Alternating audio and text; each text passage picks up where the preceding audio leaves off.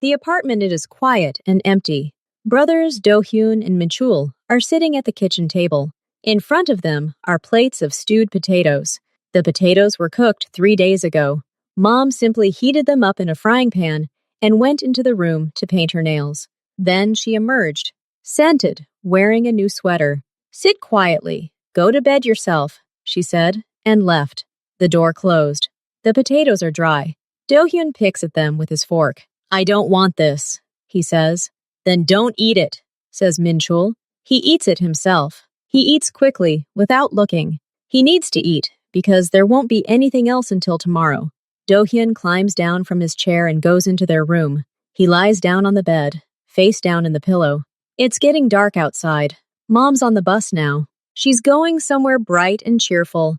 And here, it's just them. Min-chul finishes eating. He washes both plates. He washes his fork and his brother's. He wipes the table. He does it silently. He's 7 years old, but it feels like 100. He goes into the room, too. Do-hyun lies motionless. "Shall we play?" asks Min-chul. "I don't want to." "Watch cartoons?" "Not interested." Min-chul sits down on her bed. They just sit and look out the window. Lights are on in the windows of the neighboring house. People are eating dinner there, talking, laughing, and there's silence. The silence is so thick, it's ringing in your ears. They're already in their pajamas. They've already brushed their teeth. They've already gone to bed. The apartment is dark. Mom's still not here. Do-hyun stirs in his bed. "Min-cheol? Huh? You're not sleeping?" "No, I think we're disturbing her." Min-chul doesn't answer. He just lies there and stares at the ceiling. He thinks so too.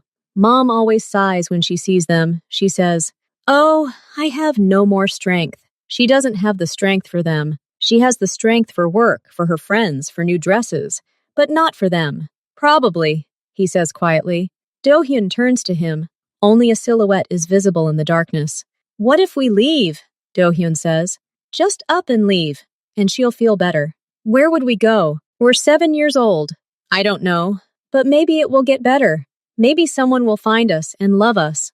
Min-chul thinks. The street is scary. It's dark and cold. But here, in this silence, it's even scarier. It smells of loneliness. "What if she comes looking for us?"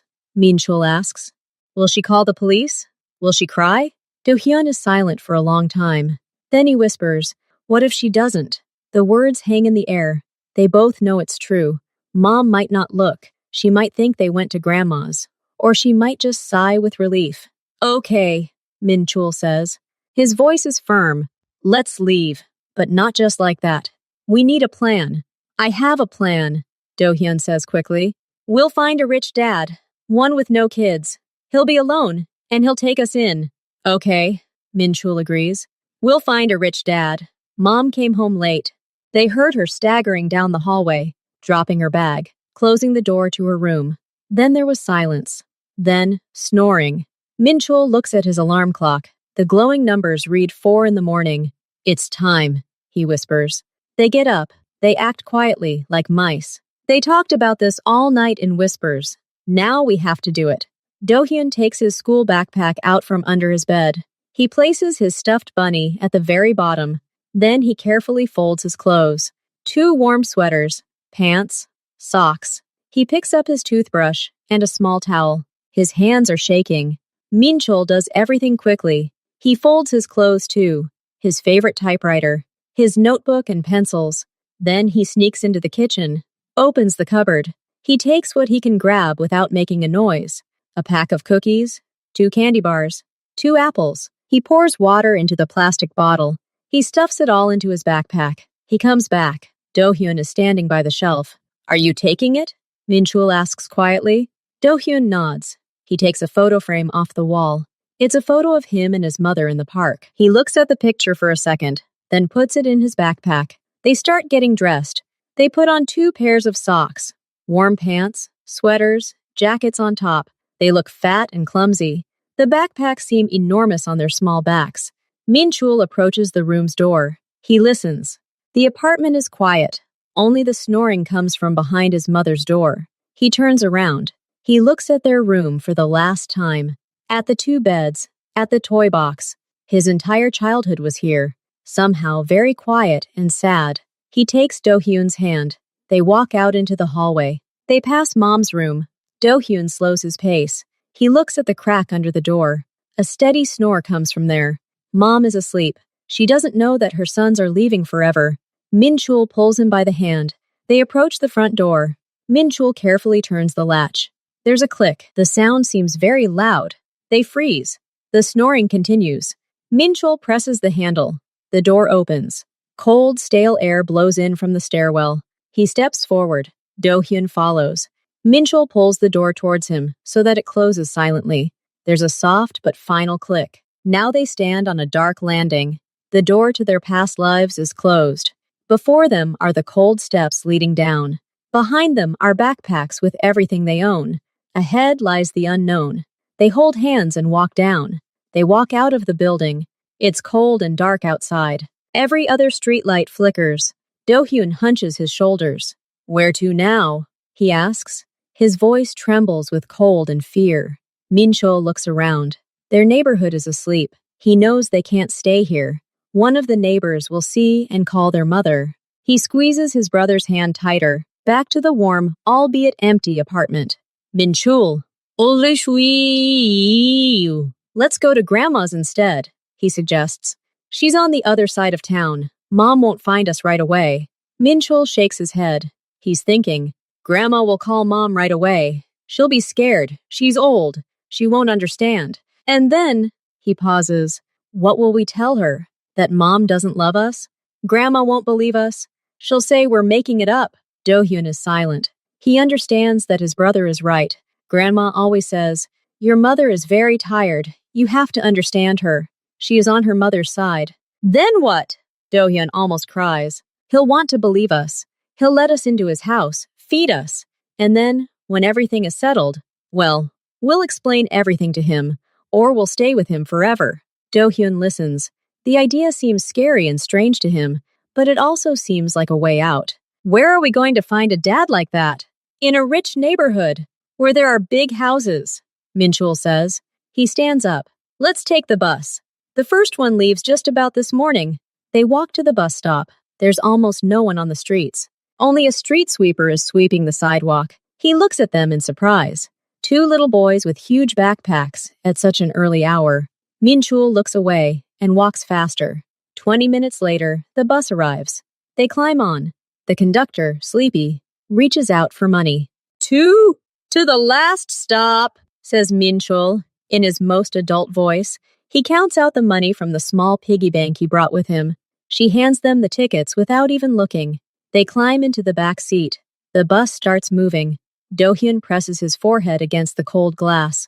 He watches the familiar shops, the school, the park float by. Everything he knew. Everything is left behind. He wants to cry, but he clenches his teeth. Min-chul is sitting next to him.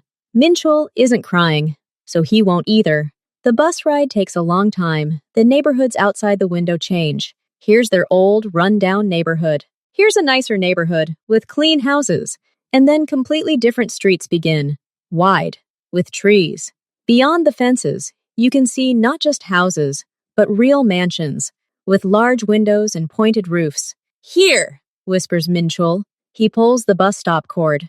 They go out. The air here is different. Clean, smells of pine. It's very quiet. No cars, no people. Only the birds are chirping. They stand on the deserted street and look around. "Which house should I choose?" Do-hyun asks. "The biggest one," Min-chul says without hesitation. "The richest dad should have the biggest house." They walk along high stone fences. Some have wrought iron gates, revealing gardens and fountains.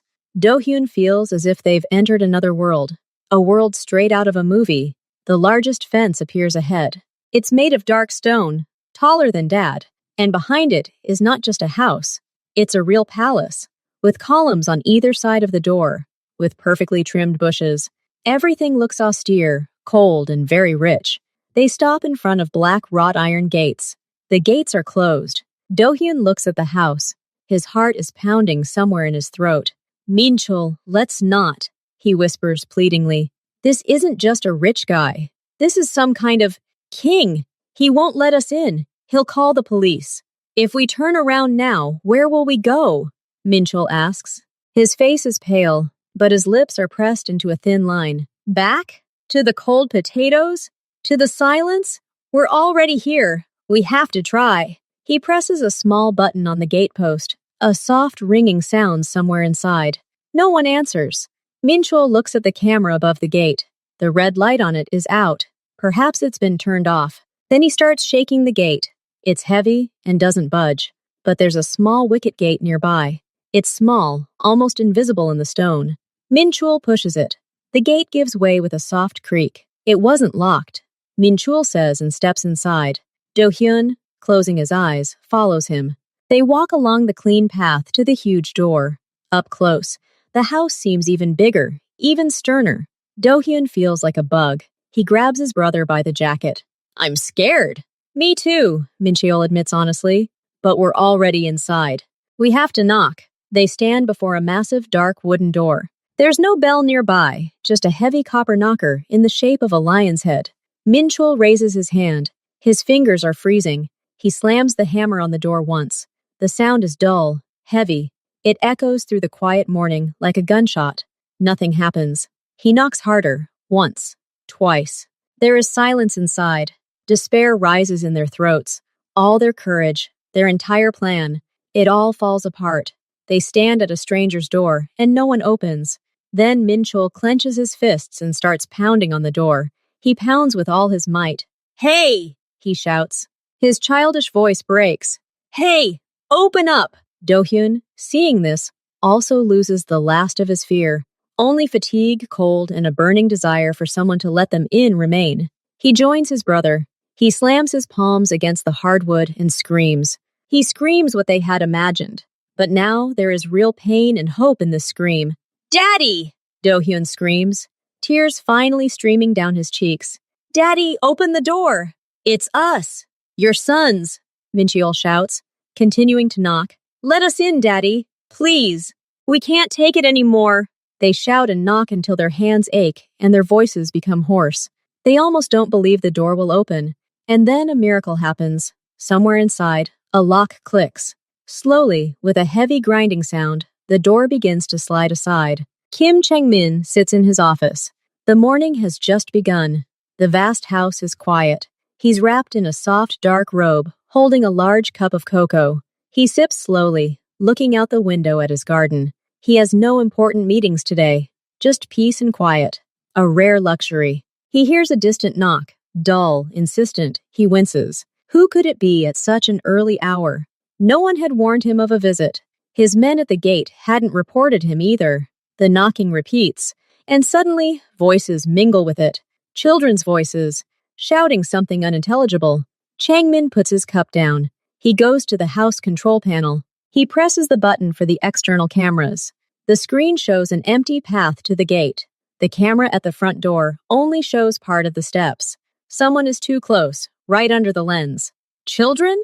At that moment, Mrs. Kim, his housekeeper, comes running into the office. Her usually impassive face is filled with extreme concern. Chang-min sassy, she says, slightly out of breath. There are children at the door, 2 boys, little ones, with backpacks. Children?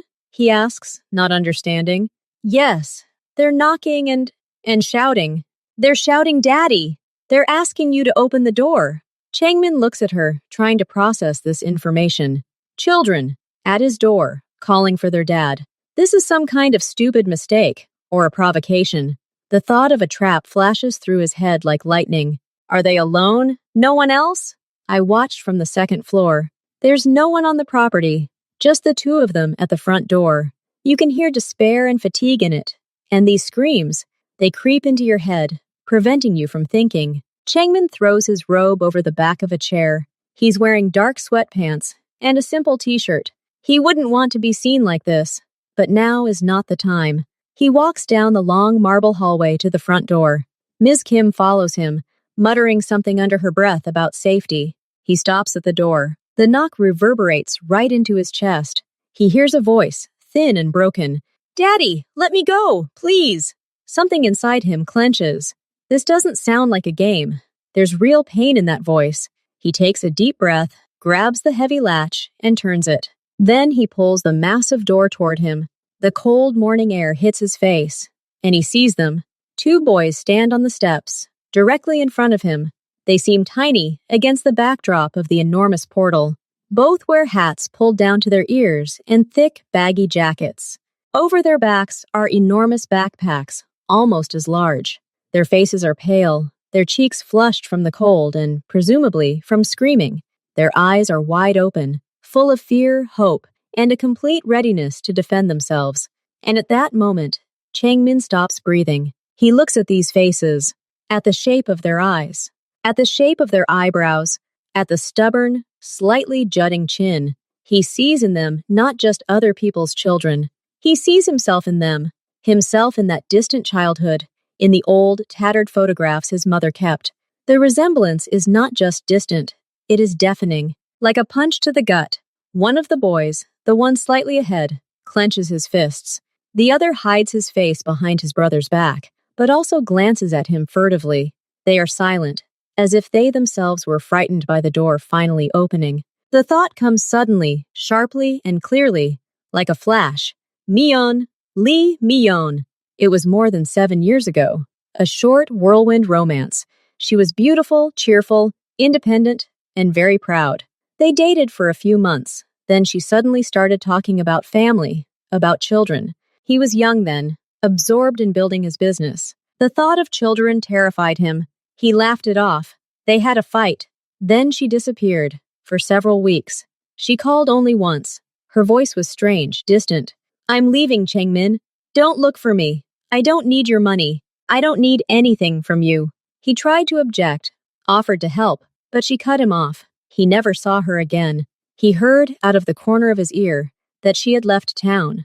Over time, he almost stopped thinking about her. But now, looking at these two, all the pieces fit together to form a terrifying, unbelievable picture. She could have been pregnant. She could have said nothing, out of pride, or out of resentment. She could have given birth, twins, and raised them alone, without telling him a word. The thought that he could have had children all these years and never known it hits him with such force that he is momentarily speechless. You, he begins, then falters. His voice sounds hoarse. Are you looking for someone? The boy in front takes a step. His name is Min Chul, though Changmin doesn't know that yet. We're looking for our dad, the boy says clearly, but his voice trembles. Our mom, she said our dad lives here, that he'd be happy to see us.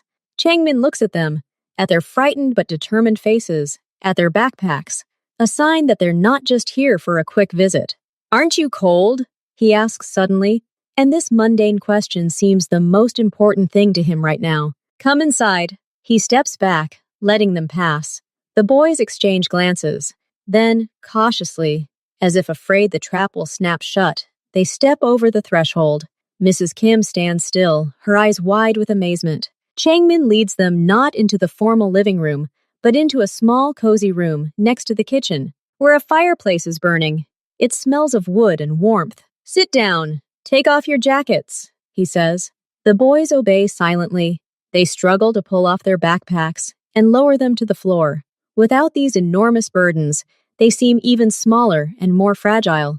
Changmin looks at Ms. Kim. Please bring them some warm milk and maybe some cookies. She nods and quickly leaves. He sits down in the chair opposite them. They are sitting on the couch, huddled close to each other. Having drunk milk, they seem a little calmer. What is your name? Asks Changmin. I'm Min Cheol, says the bold one. And this is my brother Do-hyun. Do-hyun only nods, clutching the cup of milk to his chest. And your mother? Lee Mi-eon? The boys flinch at the name. They exchange glances. Yes, says Min Cheol. She told us everything, recently. She told us who our dad is, and where he lives. Changmin felt his head spin. He knew Mi-eon's pride. It was hard to believe she'd just sent the children to him.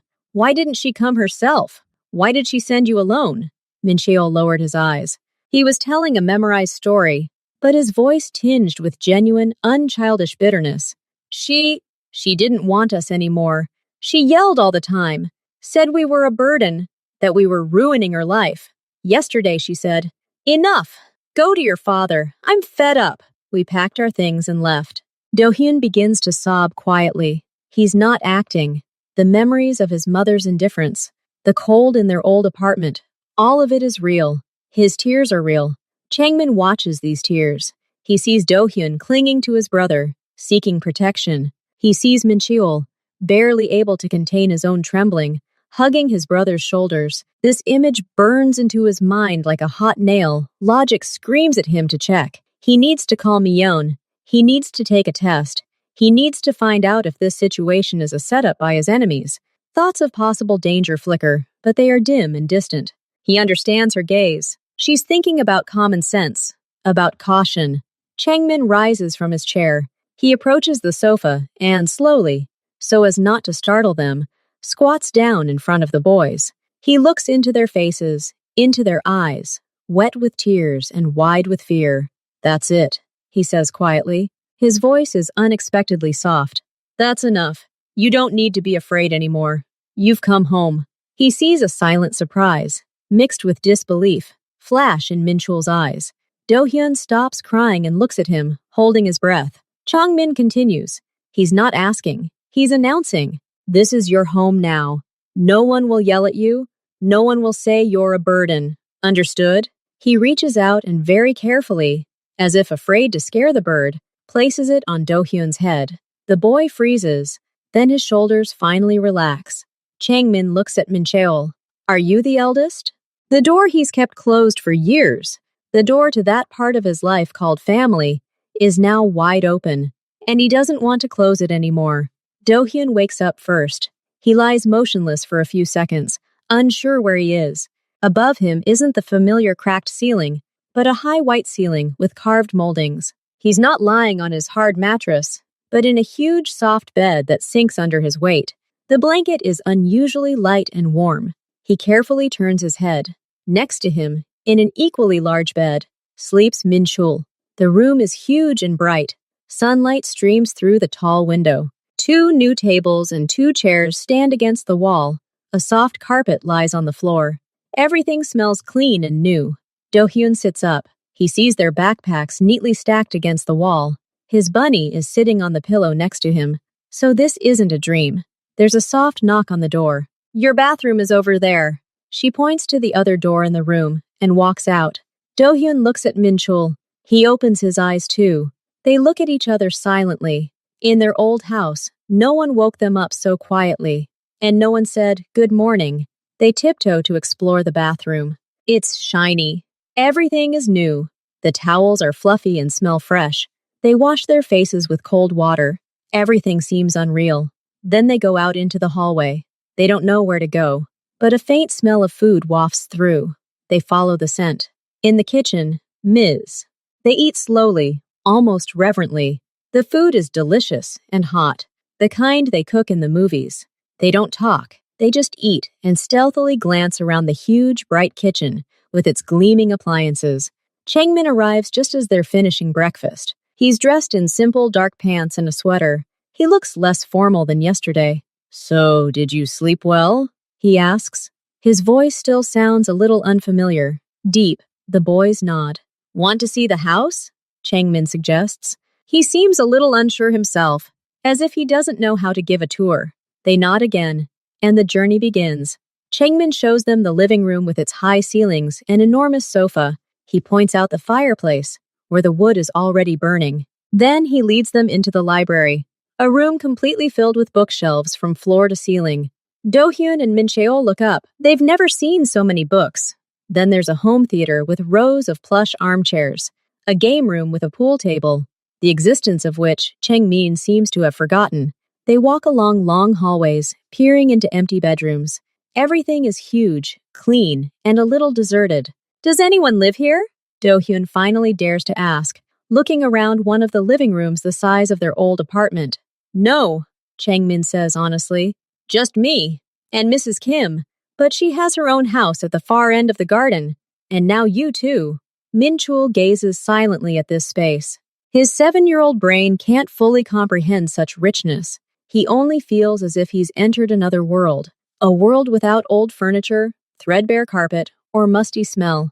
Even the air here is different. After the tour, Changmin looks at their clothes, the worn-out sweaters and pants they wore yesterday. You need new clothes, he says. Let's go shopping. They're driving his car. It's a big black car with a very quiet engine. The driver drives silently. Changmin sits next to him in the front, the boys in the back. They look out the window, pressing their foreheads against the glass. The store they arrive at is almost deserted. It's not the noisy mall their mother used to take them to. It's quiet. The carpets are thick, and the items are displayed in separate areas rather than on racks. A smiling woman immediately approaches them. Changmin looks a little lost. He points at the boys. They have everything they need. Clothes, shoes, everything. What size? The woman asks. Changmin freezes. He doesn't know. He looks at the boys with a slight panic. Minchul, seeing this, says, We'll have a size 7 or 8, please.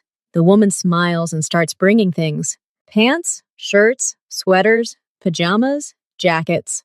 She offers them to choose what they like. Dohyun and Mincheol point timidly at first. Then, seeing that Changmin only nods and says, Take it, they become bolder. They choose warm sweaters, comfortable pants, pajamas with cars and dinosaurs. Changmin watches this process. He doesn't say, That's expensive, or That's impractical. He simply stands and watches as they fill the baskets. Then there's the fitting. The boys emerge from the changing rooms in new clothes. They look different, clean, neat, like children from a good family. Changmin looks at them, and something in his chest tightens strangely. This isn't just buying things. It's an act of caring. For the first time in his life, he's buying clothes for children. For his children. The thought still stuns him. Does everything fit? He asks, his voice softer. Yes, says Minchul, smoothing the fabric of the new jacket with his palm. It's warm and very beautiful. Then we'll take everything, Changmin says to the saleswoman. He pays with his card, not even looking at the total. The bags containing their new life are carried to the car. On the way back, Changmin is silent. He looks out the window, but sees not the street, but their faces in new clothes. For the first time in many years, he feels not the weight of responsibility, but its strange, warm value. He feels like a father, and this feeling doesn't frighten him. It fills the silence inside him. When they return, a man is already waiting for them at the gate. He is slim, dressed in a perfectly tailored suit. His face is expressionless, but his eyes scan the boys as they emerge from the car with new bags. It is Park Ki-jung, Changmin's right-hand man. Changmin, seeing him, quietly says something to Mrs. Kim, and she takes the boys into the house to unpack the groceries. He remains with Ki-jung in the study. The door closes. Ki-jung asks immediately, without preamble. His voice is even, but there is steel in it. My sons! Changmin answers just as bluntly, sitting down at the table. Silence falls in the office. Ki-jung doesn't move. You're... what? Changmin, you don't have sons. It turns out you do. Their names are Dohyun and Mincheol. They are 7 years old. Where did they come from last night? Ki-jung takes a step forward. I checked the security footage. They came on their own, from the street. Are you saying that you had sons for 7 years and didn't know? Their mother, Elle and Myeon. She didn't tell me anything. And yesterday, she apparently decided to get rid of them. She sent them to me. Ki-jung closes his eyes for a second, as if in pain. And you believed that story? You didn't even check? Changmin, this is insane. It could be anything. A trap, blackmail, a setup by competitors. They could have picked up kids who look like you. You let 2 strangers into the house. Changmin looks at him calmly, too calmly. They look like me, Ki-jung. Very similar. Similarity doesn't prove anything. The assistant's voice rises half a tone for the first time. We need tests. We need to find this woman, Myeon. We need to check everything. In the meantime, we can't leave them here. It's a huge risk for you, for the case. It can wait, Changmin snaps. And their children. They're not guilty of anything. They're scared. They'll stay here. Safe.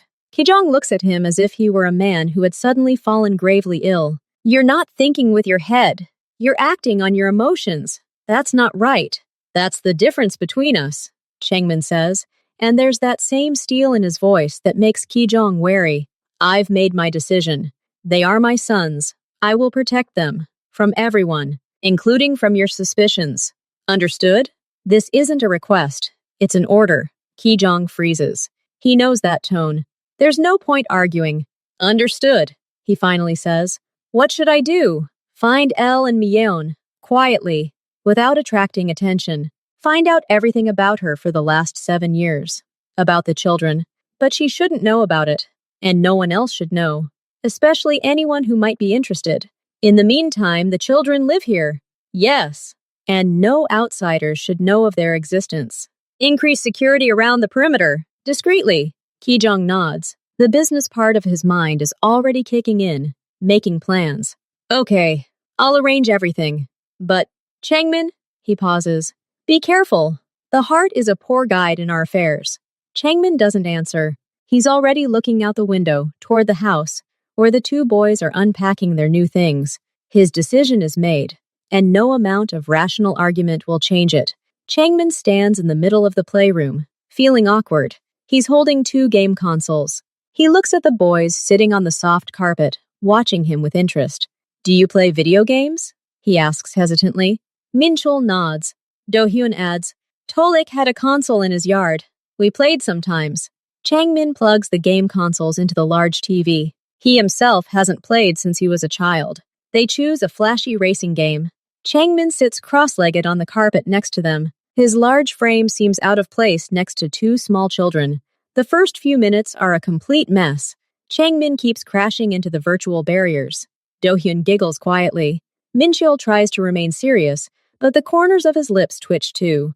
Min-chul finally can't take it anymore. The word date slips out of him without meaning to. Everyone freezes for a second. Changmin looks at him, then nods slowly. Got it, I'll try. He tries. It goes a little better. Then Do-hyun loses, and happily gives up his place to Changmin.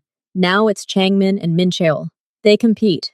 Changmin suddenly gets excited. He frowns in concentration, leaning his body into turns, as if it helps the car. Min-chul ultimately wins. He lets out a quiet cry of victory, and then falls silent, embarrassed. But Changmin isn't angry. He chuckles and says, Good job. I'll catch you next time. Then they build a fort out of giant soft blocks. Changmin helps lift the heavy block up. The structure is lopsided and comical. The 3 of them sit inside this rickety fort, and Changmin tells them some ridiculous story about a dragon who was afraid of the dark. He tells it awkwardly, stumbling over it. But the boys listen, gaping. No one had ever built a fort with them or told them stories like this. It all seems awkward and childish. But the room is warm, and all 3 are genuinely happy at this moment. A couple of days later, they're having breakfast in the kitchen. Changmin is joking, his expression relaxed. Suddenly, his special phone vibrates quietly but insistently in his pants pocket, the one he uses only for work. Changmin's face changes instantly.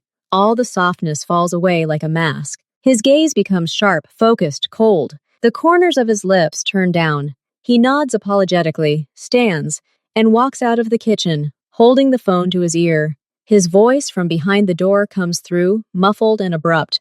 Just a few phrases. When? Where? Figure it out. I'm waiting for a report. Do-hyun and Min-chul stop chewing. They exchange glances. They know that tone. It's what their mother sometimes said when she was really angry. But there was something more to Changmin's voice. Not anger, but something dangerous and icy. As if a completely different person had entered the room. When Changmin returns, he tries to smile again, but it's forced. The shadow hasn't completely left his face. The boys are silent. They finish their breakfast to the soft tap of his fingers on the table. He's thinking hard about something. This call is the first crack in the perfect picture of their new life. The first hint that their new dad has another life. A very grown-up one, and, it seems, a very dark one. That night, Do-hyun woke up to a scream. His own scream. He dreamed of his mother. She didn't just leave. She turned to him, her face twisted with anger. She said, I always knew I didn't need you. And your new dad will kick you out too. No one needs you. He sits up in bed, shaking. Tears stream down his cheeks. He tries to hold back his sobs, but he can't. The silence of the enormous house weighs on him. The door to their bedroom quietly opens. Changmin's silhouette appears in the threshold. He's wearing dark pajamas, his hair disheveled. Do-hyun? He calls softly. Are you crying? Do-hyun can't answer. He only nods in the darkness, shivering. Changmin comes over and sits on the edge of his bed. A nightmare? Do-hyun nods again. About mom? Yes, Do-hyun breathes out. Changmin doesn't ask for details. He doesn't say, "It's just a dream." He just sits next to him. Then he gently places his large hand on his back. "It's okay. I'm here. No one will kick you out. Ever." His voice is low, calm, like a warm blanket. He begins to slowly, rhythmically pat Do-hyun's back. A minute passes, then another. Do-hyun's trembling gradually subsides. His breathing evens out. But he's afraid that if Changmin leaves, the nightmare will return. "Can you sit for a bit?" he whispers. "Of course," Changmin says. He leans against the headboard, keeping his hand on his arm. Only then does he very carefully rise, adjust the blanket, and tiptoe away. For the first time in years, he feels like his presence can be a protection, not a threat. A week passes. Life settles into a new routine. The boys get used to the big house, to Mrs. Kim, to the delicious food. And they get used to Changmin. At first, they called him Mr. Kim, or simply didn't call him anything. Then, after the games, the occasional dad slipped out. Now it's heard more and more often. "Dad, can I have some juice? Dad, look what I drew. Dad, are we going to the park today?" At first, Changmin winced every time he heard the word addressed to himself. Then he simply nodded. Now he responds to it naturally. His stern face softens when Do-hyun runs toward him with a new drawing, or when Min-cheol, with the seriousness of an adult, tells him about something he read in a book. He is their daddy, for the world, for them, and most surprisingly, for himself. One evening, Changmin reads them a book before bed. He sits on the rug between their beds, his voice leisurely reciting stories about pirates. Do-hyun watches his profile, illuminated by the soft lamplight. He watches him painstakingly create the different voices for the characters. It's funny, but he's really diligent. Min-cheol lies with the blanket pulled up to his chin, staring at the ceiling. He's not listening to a story. He's listening to that voice. Warm, patient, the voice of the man who could kick them out, but instead buys them clothes, plays games, and sits next to them when they have bad dreams. In Min-cheol's chest, this feeling is shame. Real burning shame. "He's a good man. He trusts us." They whisper for a long time in the darkness. Fear wars with conscience. But the images of the last few days, breakfast, games, a hand on the back when it's scary, outweigh.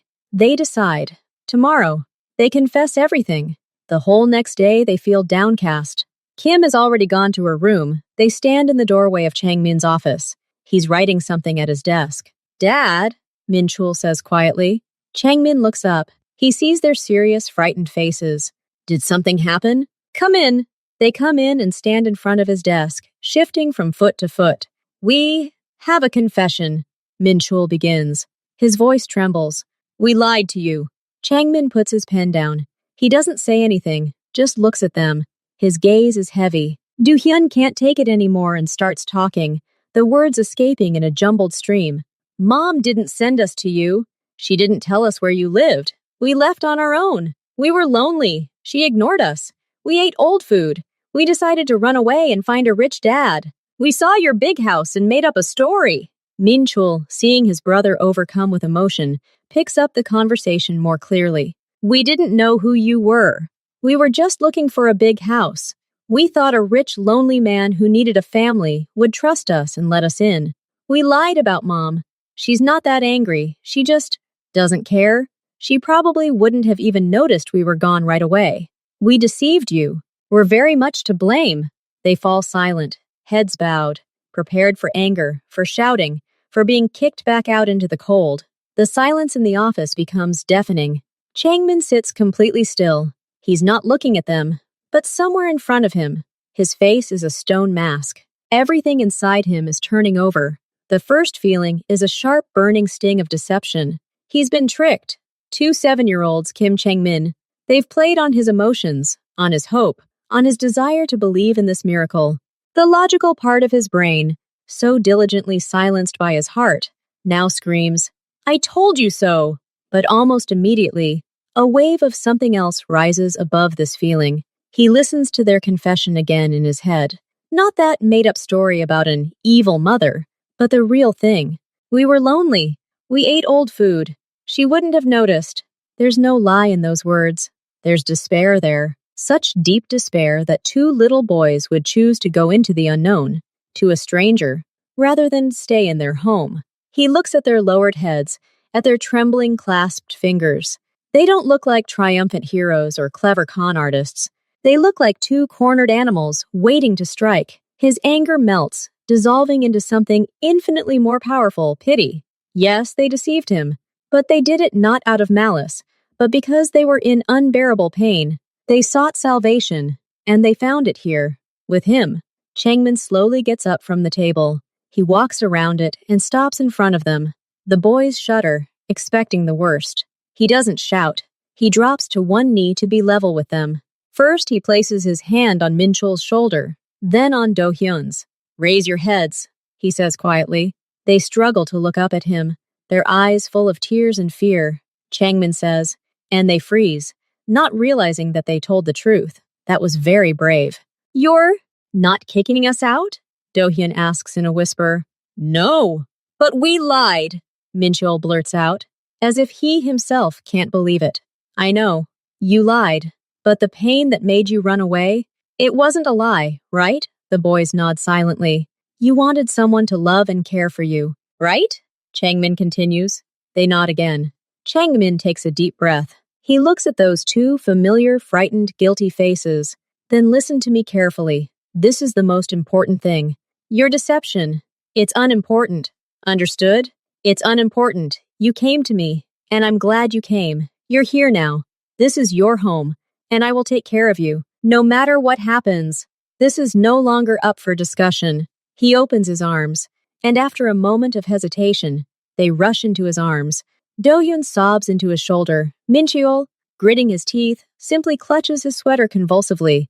Changmin holds them. He looks somewhere above their heads. He thinks of Lee and Myeon, of the one whose indifference drove the children to such despair. He thinks that she probably won't look, and if she does, he'll have to deal with it. But those are details. The main thing is, here it is, in his arms. Two small, trembling lives who have now truly trusted him, and he will never let go. Changmin is sitting in his office. A thin folder lies on the desk in front of him. Ki-jung is standing next to him. His face is unreadable. "Everything's been checked," says Ki-jung. "Lee Myeon, 33 years old, works as an administrator at a beauty salon, lives in the same apartment. For the past month, she's led a normal life, went to work. In the evenings, she'd go to bars and clubs. She's been seen in the company of various men."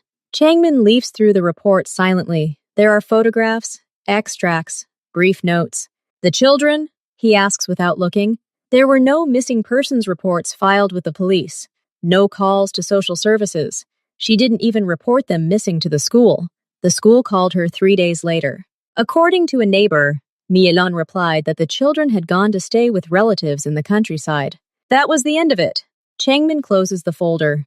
There's no surprise in his eyes, only a cold, heavy understanding. The boys' assumption had been true. Their mother really hadn't been looking for them. They were so unimportant to her that their disappearance hadn't even raised a formal alarm. She didn't tell anyone about the children's possible father, he clarifies. No, those close to her believe the father is some foreign student who left long ago. Your name has never been mentioned. Okay, thank you. Changmin pushes the folder aside. The case is closed. He has all the answers. Now his sons are his alone. 2 days pass. It's late evening. The boys are already asleep. The house is silent. Suddenly, a sharp, continuous ringing sounds from the security console at the gate. Someone is furiously pressing the button. A woman is visible on the monitor. She's shouting something into the camera, her face contorted with anger. It's Elle and Myeon. The guards report to Changmin. He orders them not to let her in, but a minute later, there's a wild crash from the front door. She slams something heavy on it, probably a heel. Kim Changmin, I know you're in there. Open up. You stole my children. Her voice pierces the night silence. Changmin, his face stony, steps out into the hallway. He nods to the guards. They pull back the heavy bolts. Myeon stands there. She's wearing a short, bright dress. Her makeup smudged. She smells of alcohol and cheap perfume. She bursts in, surveying the luxurious hallway with a greedy, angry gaze. "Where are they?" she hisses. "My sons. I was told they were seen with you. Are you completely crazy? Kidnapping children?" "They're sleeping," Changmin says coldly, blocking the way into the house. "And they're safe now, which is something you never managed to provide for them." "They're my children!" Myeon screams. "You have no right. I'll call the police." Changmin doesn't move. He looks at her with such disdain that she falls silent for a second.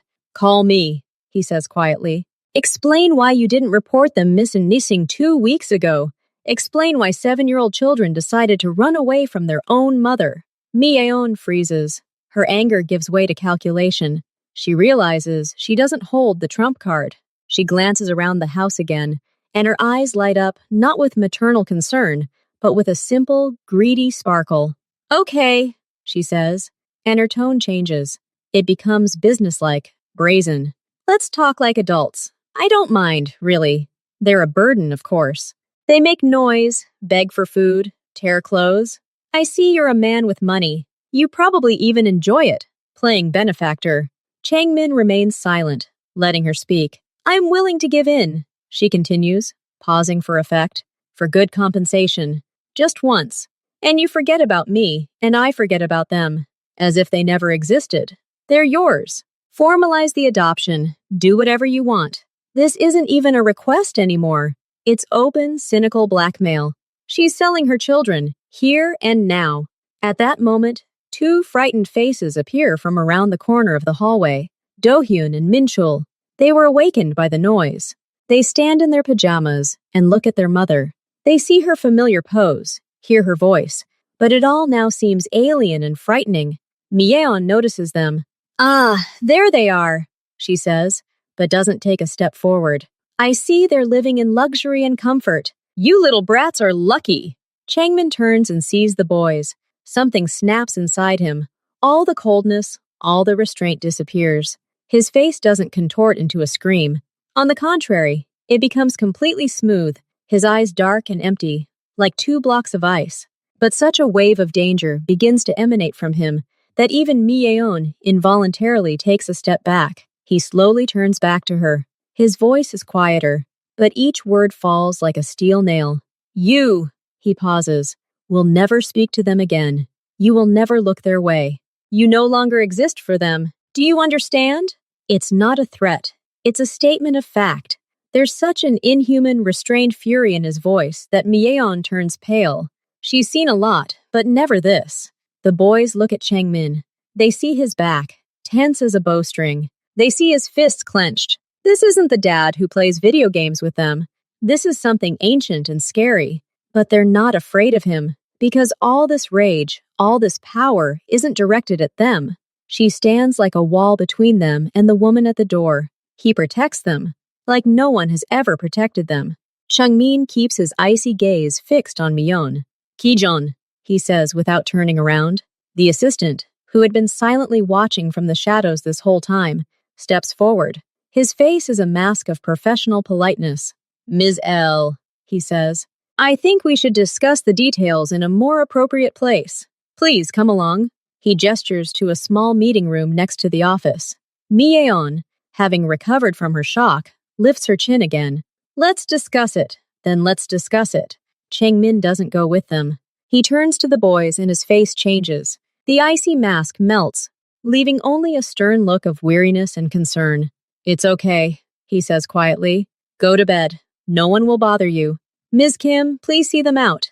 The housekeeper, standing to the side, gently leads the shocked boys upstairs.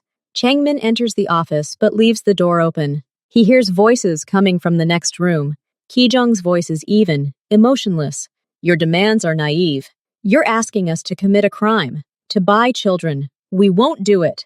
"Then I'm leaving and calling the police," comes Myeon's voice. "Asasai." "Call," Kijong retorts calmly. "The first question is, where have you been for the last 2 weeks? Why are the children you're supposedly looking for living with a biological father whose existence you claim you didn't know existed?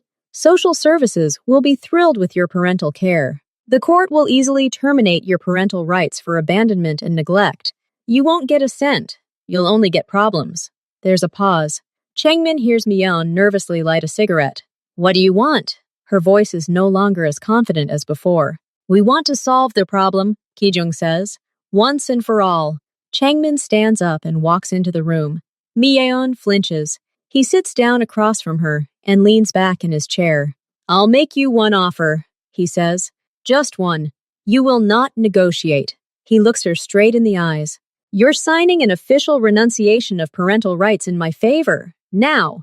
Tomorrow, the lawyers will formalize everything properly. You'll receive a lump sum, not what you asked for, but enough to start a new life. Far from here, in another city. You're leaving. You'll never try to contact me or the children. You'll erase them from your memory, just as they've already erased you from theirs. He pauses to let the words sink in. If you ever break this agreement, if your shadow of an E comes close to my family for a moment, he doesn't finish the sentence. He doesn't need to. It's all clear. Mieon looks at him, then at Kijong, who's laying out the preliminary waivers on the table. She's thinking, not about the children. She's mentally calculating the amount he'll probably give, thinking of a new city, a new life without the burden she never wanted. Her face slowly breaks into a smile, a greedy, grateful smile. Will the money be here today? She clarifies. After the signing, Kijong nods. Then, she exhales smoke. I agree. They've always been a burden to me. Take them with God. Changmin stands up. He doesn't even look at her with disdain now. She's just a nobody. He leaves the room. He hears Kijung dictating the terms to her and takes out a pen. He goes upstairs, stands at the door to the nursery. He hears their ragged breathing. They are not sleeping. He enters quietly. 2 pairs of eyes stare at him from the darkness. It's over, he says in simple, clear words. She's leaving! Forever! She'll never bother you again. She didn't want to take us, Do-hyun whispers. No, Changmin answers honestly, but it's her loss, her great loss, because you are the best thing that could have happened to me. Sleep. Tomorrow our life begins.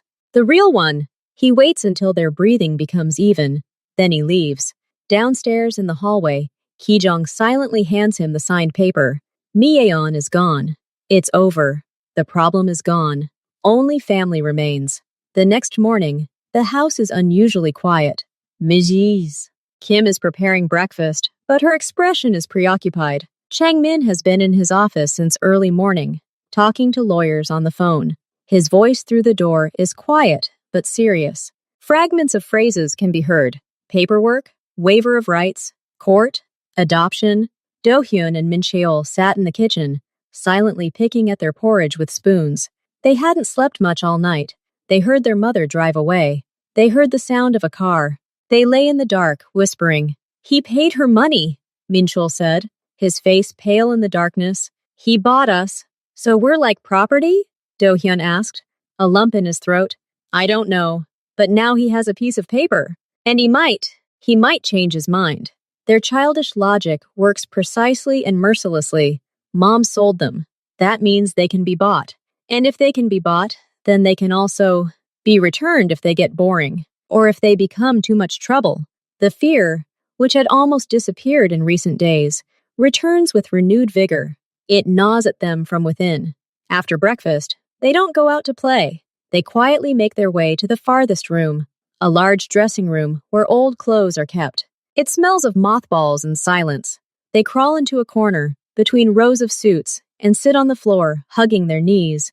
Do-hyun whispers, He's busy, and we're here. Now he knows we're liars, Min Cheol adds. First we lied, then we made him pay money. He might decide we're not worth it. They sit huddled together, listening to the clock ticking in the house. They're afraid to go out, afraid to see disappointment in his eyes. Or worse, cold calculation. An hour passes. Changmin ends one of his calls and leaves the office. He searches for the boys. They're not in the playroom, not in their room, not in the kitchen. Mrs. Kim hasn't seen them since this morning either. A slight look of alarm crosses his face. He quickly walks around the first floor, then up to the second. He peers into empty rooms. The silence in the house becomes oppressive, and then he remembers the large dressing room in the east wing. He approaches its door. It is ajar. He slowly steps inside. The room is dimly lit, the only light coming through a small, high window near the ceiling. At first, He sees no one. Then he notices two small huddled figures in the far corner, between the hangers of old coats. His heart sank. He understood everything without words. He understood their fear. This silent horror in their postures spoke to him more than any words.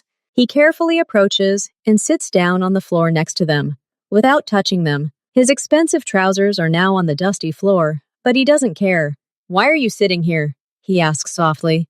Do-hyun shudders and buries his face in his knees. Min-chul looks up at him. There's so much fear and guilt in those eyes that Changmin finds it hard to breathe. We didn't mean to interfere," Min-chul chokes out. "You're not interfering. We ruined everything," Do-hyun says quietly, without raising his head. "Because of us, you gave up the money. Mom sold us out. So we—" He can't finish speaking. Changmin takes a deep breath. He looks at them, at these two little ones who, in their short lives, have already come to believe that they are a burden, a commodity, a problem. "Come here," he says firmly, but without commanding tone. They slowly, reluctantly rise and take a step forward. Changmin reaches out and places his hands on their shoulders. He looks them straight in the eyes, one after the other. "Listen to me very carefully. I'll only say this once, but you must remember it forever." He pauses to make sure they're listening. "I won't give you up. Never. Not for any amount of money. Under any circumstances. You're not for sale. You're my sons, my family. And family isn't given away or sold. It's protected." He sees tears welling up in Do-hyun's eyes again. But this time, they're tears of relief. Min-chul looks at him with a silent question, still afraid to believe it. "But, Mom, your mom made her choice. She chose money. And I choose you. Every day, every second. You are my children. Period." He doesn't wait for an answer. He simply pulls them into an embrace, strong, warm, reliable. At first they freeze, then their small hands clutch his clothes tightly, as if afraid he'll disappear. "It's over," he says quietly into the tops of their heads. "No one will come for you anymore. This is your home. I am your father, and it will always be this way." At that moment, something inside them finally breaks and reforms. Fear recedes, giving way to a fragile but genuine sense of security. They believe him, because his words aren't empty. They're backed by all his actions. After this conversation, life changes again, but this time, it changes for the better. Fear disappears, leaving room for ordinary childhood worries and joys. Changmin doesn't hide from them what's going on. Over dinner, he explains simply, "Various official matters will be taking place now. Good people will be coming, lawyers and a judge.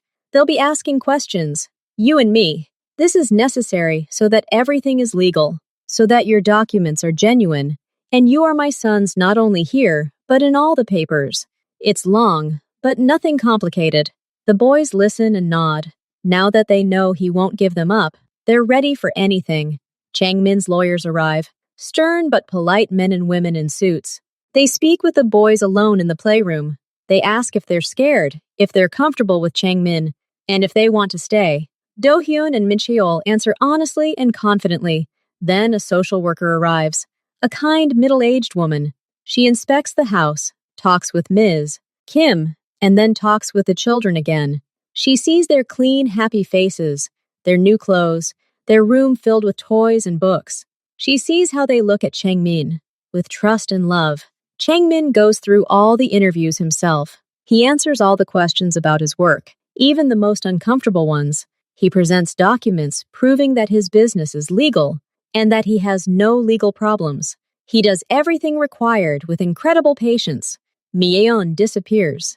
As agreed, she took the money and left town that same day. There's no word from her, and everyone, including the boys, understands that this is how it should be. She's become part of a past that no longer has power over them. The process continues week after week. Sometimes it seems like the paperwork will never end, but Changmin doesn't show any irritation. Every evening, he explains to the children what step has been taken that day, and there's an extraordinary peace in this routine. Life at home is now governed not only by safety rules, but also by a simple, understandable schedule. Breakfast, lessons with a visiting teacher. Changmin has decided to teach them at home for now. Games, dinner, and reading before bed. The boys begin to laugh loudly and often. They fill the house with their voices, footsteps, and laughter. The huge, deserted building gradually turns into a home.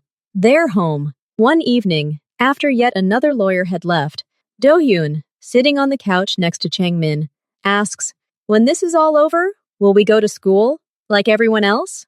Chang-min looks at him and smiles. It's no longer that rare, uncertain smile, but calm, warm. "Yes, when this is all over, you'll go to the best school, and you'll have the most ordinary, happiest life. I promise." And they believe him, because he has kept every promise he has made so far. Information, as often happens, leaks through the smallest cracks. Someone low-ranking witnesses the stern Ki-jong buying children's books at an expensive store. Their relationship is a cold truce, beneath which the ice of mutual hostility smolders. Jae-hwan learns that Chang-min has fathered children, 2 boys, biological sons, as they say. His cold, calculating mind immediately sees this not as family happiness, but as vulnerability, a serious vulnerability. He gives a quiet order. Find out everything, where they hang out, what their schedule is, who's guarding them. He doesn't have anything concrete planned, for now, but information is a weapon, and the enemy's weakness is an opportunity. The surveillance begins. Discreet, professional. A black car sometimes appears in the same area where the boys are walking. Various people in sunglasses appear nearby at a children's store or cafe. They do nothing. They just watch and remember. Ki-jong notices it first. No walks without 3 people around. Change routes every day. School? He asks. The paperwork is almost ready. They were supposed to go to a school near their home in a week, Ki-jong says. Cancelled. He probes for a weak spot. And he found it.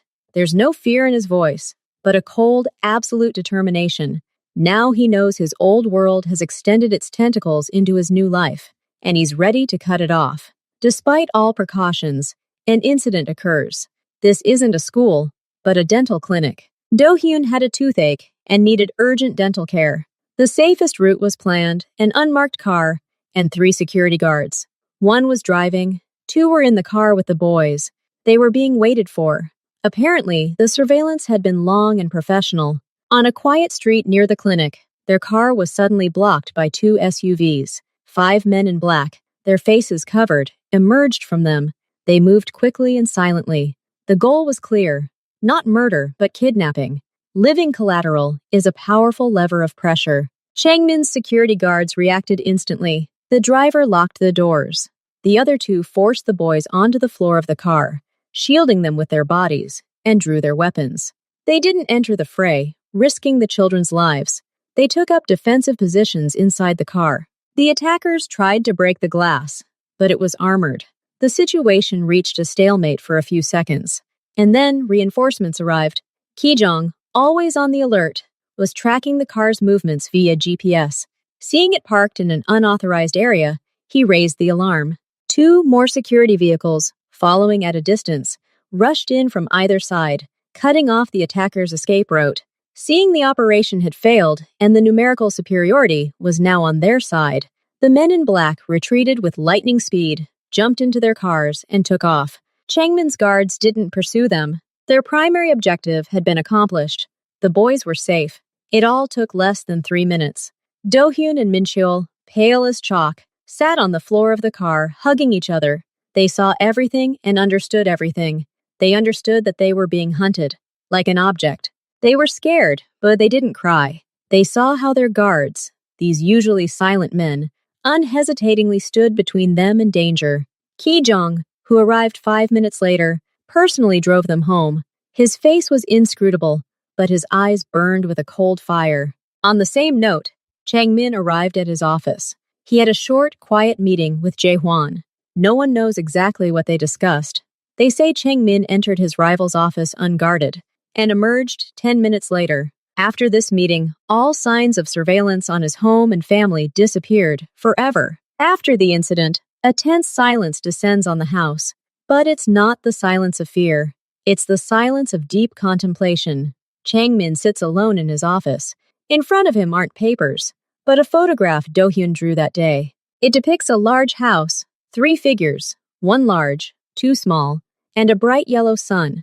The caption reads, "My family." He looks at this drawing and sees something more than a child's drawing. He sees a fragile, utterly defenseless world that now depends on him. A world that his old life, with its shadowy rules and constant threats, could crush at any moment. He thinks about what happened. His enemies have found his weakness, and they will find it again and again.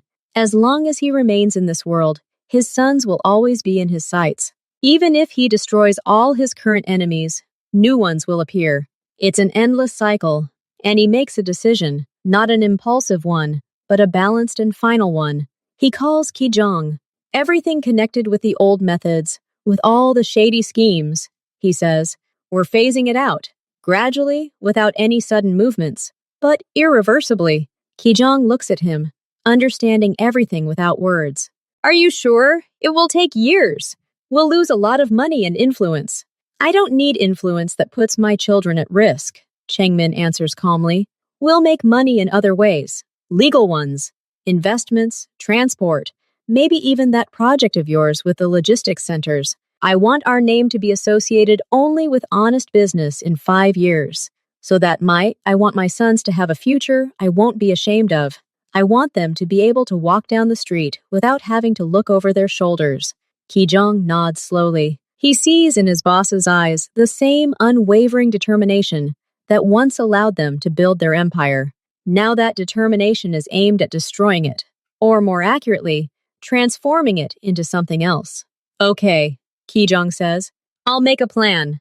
Thus begins a new, most difficult and important mission in Chengmin's life. A slow, careful process of bringing the entire business into the legal realm. He sells some assets, legalizes others, and closes others. It's a huge, painstaking undertaking. Sometimes he has to make painful concessions and lose old partners who are unwilling to change. But every evening, when he returns home, he hears ringing laughter in the hallways. He sees Do-yoon trying to tell him something halting and rushed about a new lesson. He feels Min-cheol sitting next to him, serious and silent, simply to be near. He looks at the front door of his house, the same door that 2 frightened boys with backpacks once knocked on. Now this door is more than just an entrance. It's a symbol. It's open. Open to their laughter, their running, their future. And his heart, which for so many years was a fortress with locked gates, is now open too. Wide open. The door of his home and his heart is forever open to them, to Do-hyun and Min-cheol, to his sons. And he knows that this is the only treasure that has true value, and he will protect it to the end.